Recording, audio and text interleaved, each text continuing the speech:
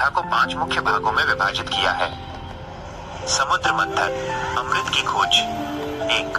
भूमिका और पृष्ठभूमि 3 मिनट। कथा की शुरुआत महर्षि दुर्वासा के क्रोध से होती है।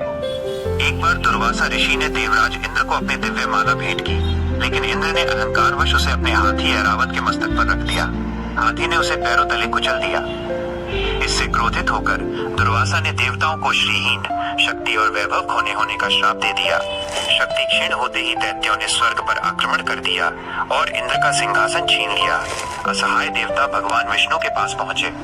विष्णु जी ने उन्हें समुद्र मंथन करने और अमृत प्राप्त करने का सुझाव दिया, जिससे वे अमर और शक्तिशाली हो सकें। 2. मंथन की तैयारी 3 मिनट। समुद्र मंथन कोई साधारण कार्य नहीं था।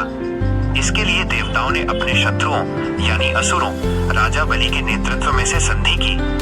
तय हुआ कि अमृत दोनों में आधा आधा बटेगा। मथानी मंदराचल पर्वत को बनाया गया। नीति रस्सी, नागराज वासुकी को रस्सी के रूप में प्रयोग किया गया। आधार, जब मंदराचल पर्वत समुद्र में डूबने लगा, तब भगवान विष्णु ने कूर्म कछुआ अवतार लिया और पर्वत को अपनी पीठ पर धारण किया। 3. विष का संकट, महादेव का योगदान 3 मिनट। जैसे ही मंथन शुरू हुआ, वासुकी नाग के मुख से भयंकर हलाहल नामक विष निकला। इसकी ज्वाला से ब्रह्मांड जलने लगा। न देवता न असुर कोई भी इसे रोकने में सक्षम नहीं था। तब सभी महादेव की शरण में गए। शिवजी ने संसार की रक्षा के लिए उस विष को पी लिया।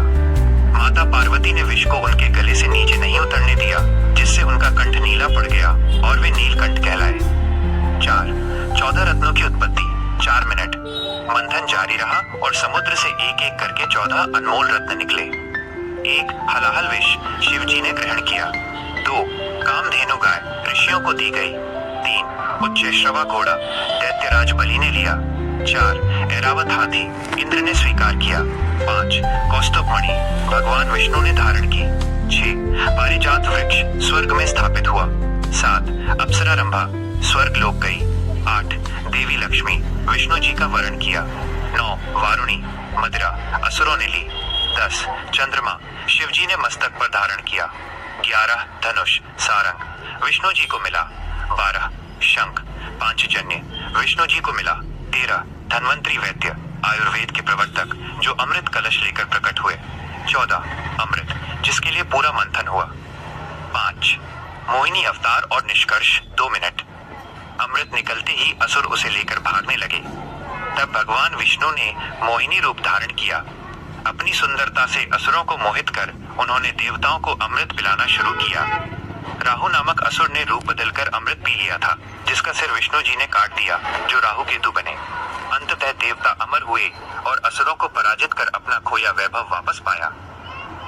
निष्कर्ष, समुद्र मंथन की कथा हमें सिखाती है कि यदि हम मन समुद्र का मंथन करें तो पहले नकारात्मक विचार विष निकलेंगे, फिर संयम रखने पर सुख सुविधाएं, रत्न और अंत में मोक्ष अमृत की प्राप्ति होगी। क्या आप चाहते हैं